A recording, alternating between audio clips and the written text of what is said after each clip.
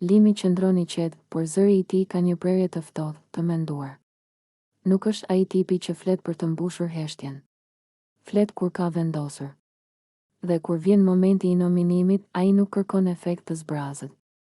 Kërkon drejtësi sipas kodit të tij. Emri i parë që del nga goja e tij është Klodi, jo si hakmarrje, jo si impuls, por si përfundim i një vëzhgimi të gjallë.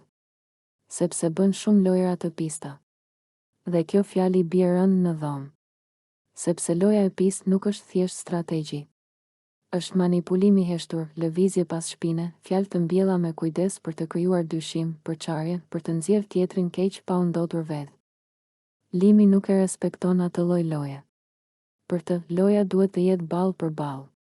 E ashpër nëse duhet, por e pastër.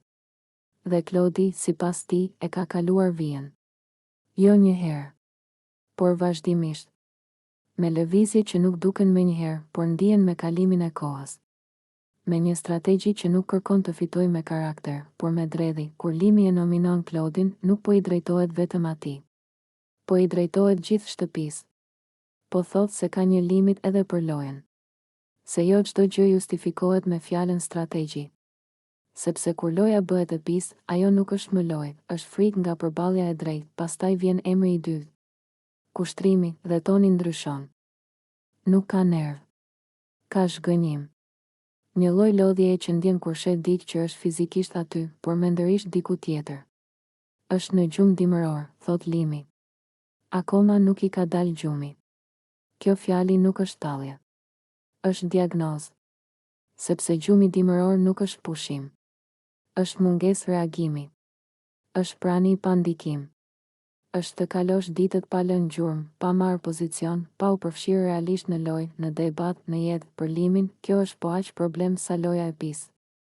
Sepse në një shtëpi ku gjithçka është ekspozuar, ku çdo ditë është një provë karakteri, apatia është një zgjedhje. Dhe zgjedhja për të mos bërë asgjë është ende një zgjedhje. Kushtrimi nuk ka krijuar konflikt, por as kuptim. Nuk ka trazuar ujërat, por as nuk ka notuar. Është lënë të bartet nga rrjedha, duke shpresuar se do të kaloj pa u vënë re.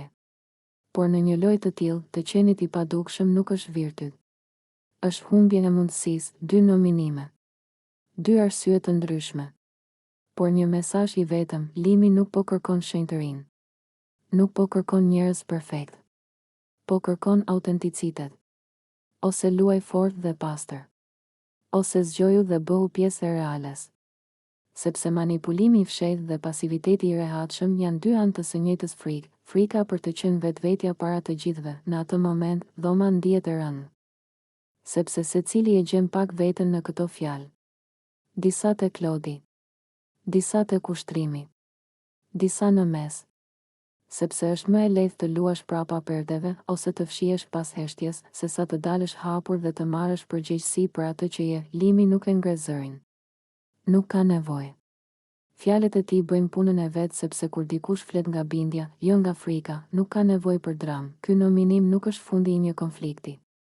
Është fillimi i një pasqyre. Një pasqyrë ku secili duhet të shohë veten dhe të pyes, jam këtu për të luajtur ndershëm, apo për t'u fshehur? Jam zgjuar, apo ende në gjumë dimëror? Dhe ndoshta kjo është arsyeja pse fjalët e Limit qëndrojnë gjatë në ajër edhe pasi nominimi mbaron. Sepse ato nuk janë thjesht emra të thirrur.